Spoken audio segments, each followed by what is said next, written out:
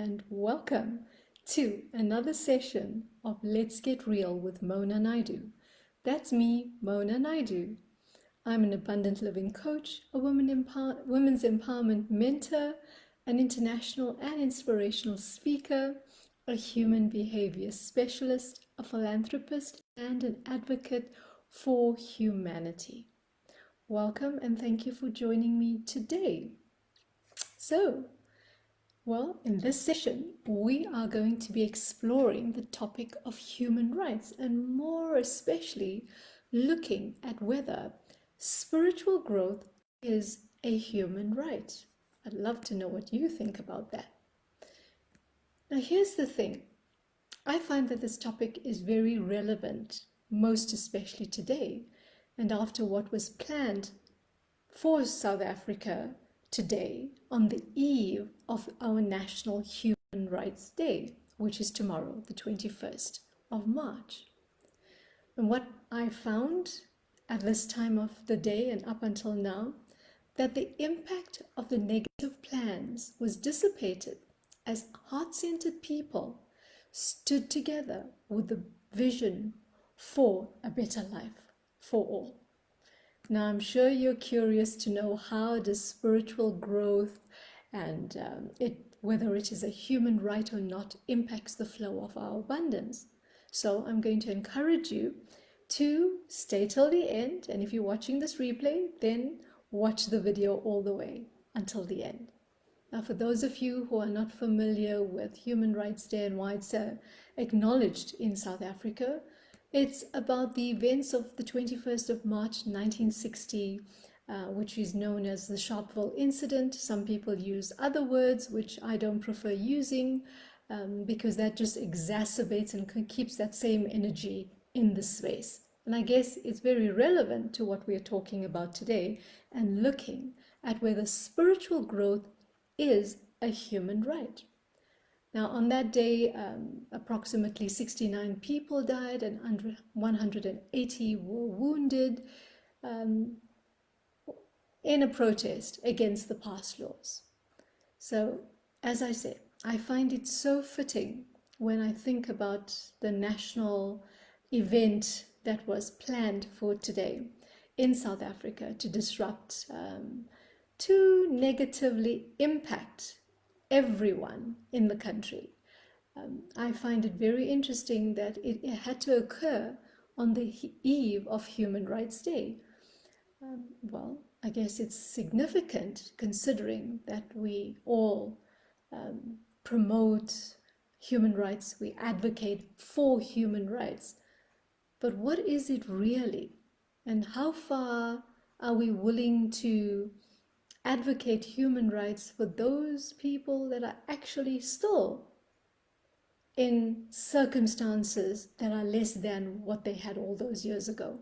The same people who were prejudiced in the past are even more prejudiced now. Now, let's go on to the question for today. Is spiritual growth a human right? Now, what's your thoughts about that? I'm sure you've paid attention to human rights in some form or the other. And when it's generally spoken about, most of the time we look at our basic physical or material needs. You know, it's food, it's shelter, clothing. And then some would take it further and say it is, our mental well-being, our emotional well-being. So what about spiritual well-being, our spiritual growth? Now, this is what I've found, right? We can focus on the material things, but like with spiritual wealth, when we talk about wealth, do we even think about our spiritual wealth? No. Most of the time, people focus on material wealth, that which they can see and hold in their hands. We forget about our physical health wealth. We forget about our relationship wealth. We forget about our contribution wealth. We forget that wealth exists in all other forms as well, in every area of our life. So too, I would encourage that we also look at our spiritual growth being part of our human rights. Now, you may be wondering, well, is it something to even look at? Well, just think about this. We all know that when we are growing up, that we require food and clothes and shelter and water and electricity for those of us that have those freely accessible and available to us. And in many places, people don't have those basic needs. Now, when you look at our spiritual growth, how old were you when you started becoming aware of the spiritual side of you? That there's a side of you that's the spiritual side that requires nurturing, that requires a better understanding of, that there's actually two sides to you. There's a side of you that is there to focus on the material stuff, and there's a side of you that focuses on the spiritual side, the spiritual growth. Now, leaving aside the emotional and the mental and the intellectual and all the other sides of us that exist, the energetic side of us.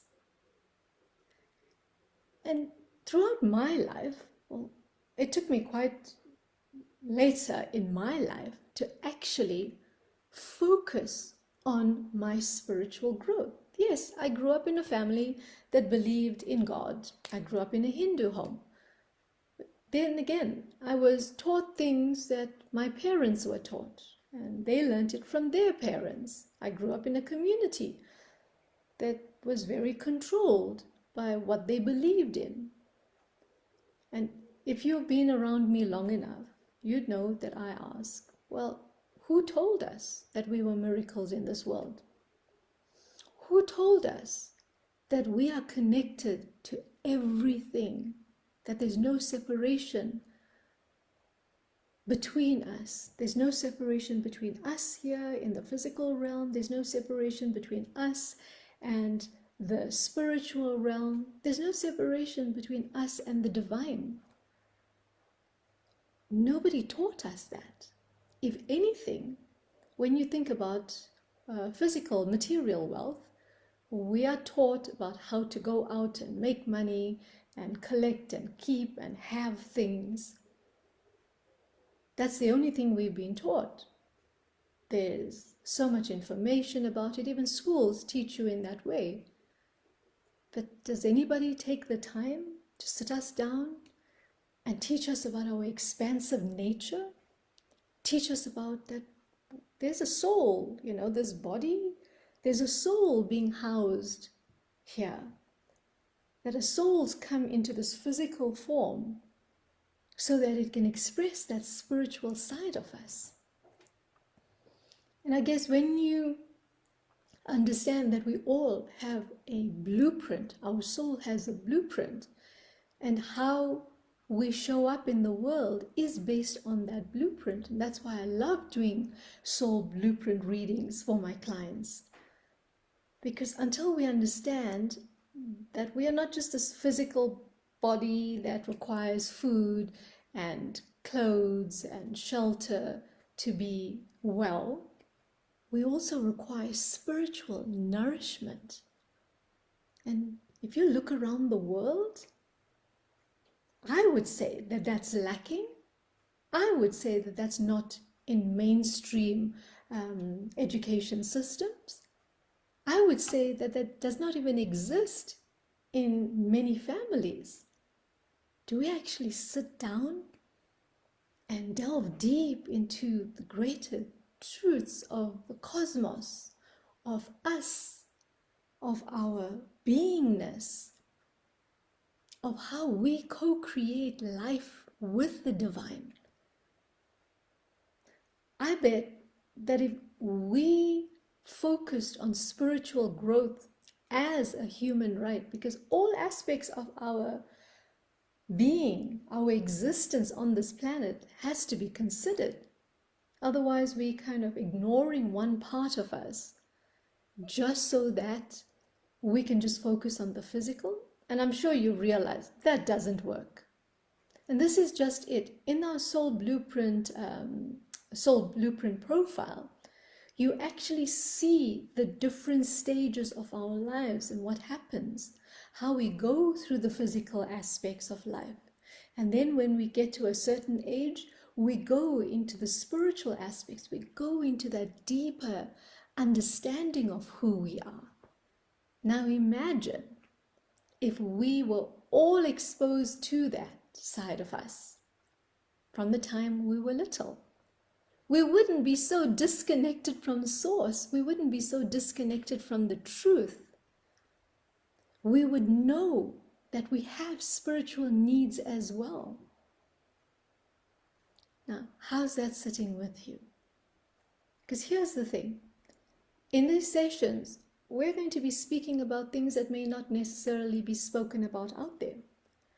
We're focusing on all aspects of us. And if we want to understand what spiritual wealth is, we must be willing to grow and develop that area of our lives. And that area of our life, our spiritual growth, is just as important as the basic physical or material needs that we have. Now imagine if everyone knew that we co-create our reality. Yes, that everything in our life, we are co-creating it. Then do you know what would happen? Instead of us being dependent on others, the economy, dependent on circumstances, we would know that we are actually master manifestors. We would know that our vibration either brings things to us or causes it to run away. Now it's the same with our abundance. Do you think that we would sit in places of victimhood if we understand that this is all part of our journey? This is all part of our journey to get to oneness, to be reconnected to the divine, to source, to spirit, to God. Do you think that we would stay in that suffering if we understood that this is part of our journey to reconnect to that life force energy? No. Would we sit in struggle when we know it's part of our journey of growth and expansion? We would shift from victim mentality to manifester. We would go in a joyful momentum towards feeling our way into our existence. We would allow ourselves to connect with our intuition, our knowing, our higher selves, our infinite wisdom. We would know that everything is on the way, not in the way.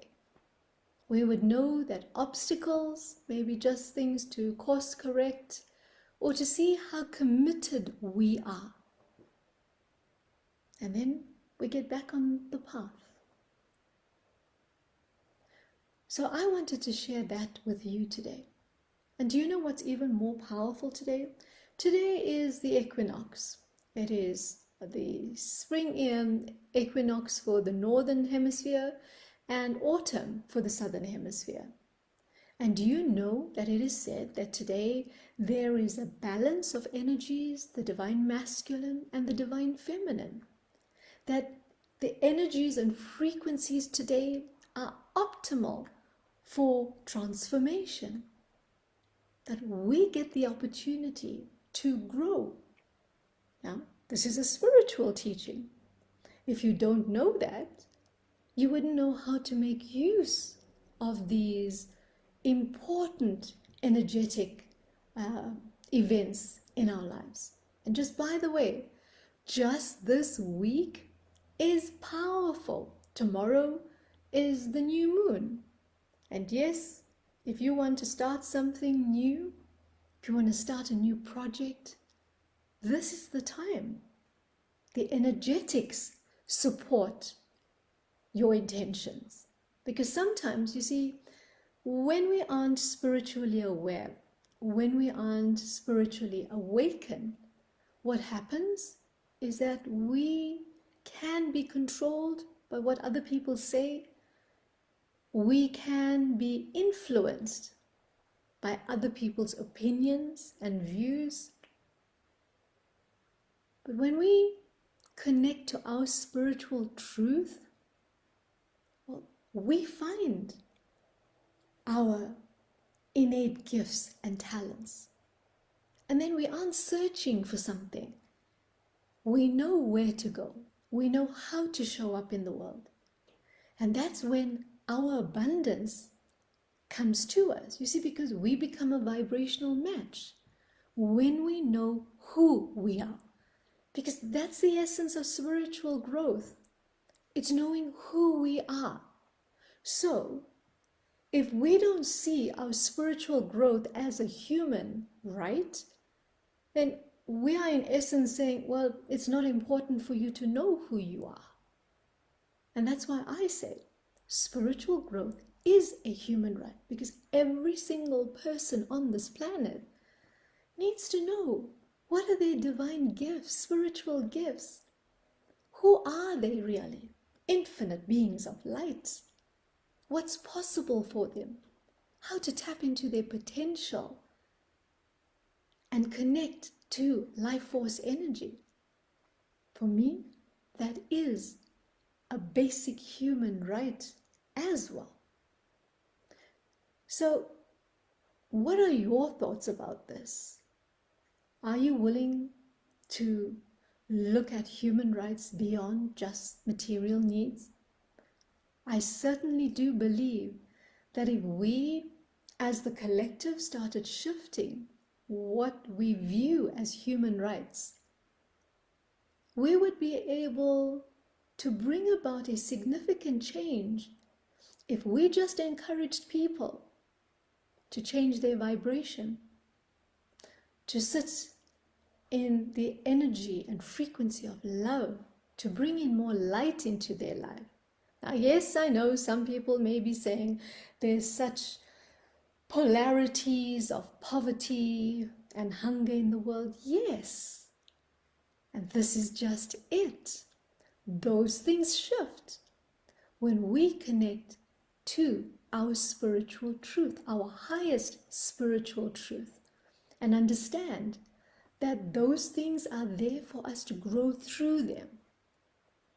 And I guess that's the fundamental understanding of spirituality, that we are not separate. We are not anything different to one another, that we are all one. Whatever impacts one impacts all of us. And if we could get up every day realizing that we are here to serve in whatever way. A baby is serving. A baby is smiling, just being there and being so cute. That baby is serving a purpose. Whether you're going out and you're offering a product or some service that you are doing for an employer or for a client or a customer, that is service. You may offer a smile, that is service. You see, for me, when we're truly connected to our spiritual truth, we stop looking for what we can get, and we look at how we can share, how we can serve, how we can contribute to a better, brighter world. So for me, spiritual growth is as high up there as our material needs of food, shelter, and clothing. It's high up there as the need for clean running water and electricity or some form of power. Because it's through our spiritual growth that our expanded vision, our divine creativity, our divine innovation comes online. It's through our spiritual growth that we get to live a better quality of life. So I think it's incumbent upon us to ensure that when we look at human rights, we don't just look at the material things. We shift into a higher understanding that spiritual growth is also a human right. And remember, when we are in flow with our truth, we are in resonance with all the abundance that is our divine heritage. So if you want to be in flow and be aligned to your abundance, then I would encourage you to start delving deeper. Focus on your spiritual growth. Make your spiritual growth a priority. Practice it every day.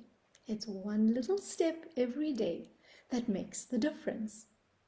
Now, I'd love to leave you with this Baha'i teaching, a quote from the Baha'i teachings. The pathway of life is the road which leads to divine knowledge and attainment. So there you go. As I've said, for me, spiritual growth is a human right. And if I could have my way, I would make sure that every child that comes onto this planet from their very first day understands that they are a miracle and that they are infinite beings of light and that they are here to contribute to a better, brighter world for all of us. So I'd love to hear from you. I'd love to know what resonated with you. I'd love to know what you thought about this awareness that spiritual growth is a human right. So I look forward to hear from you. And until next time, ciao for now.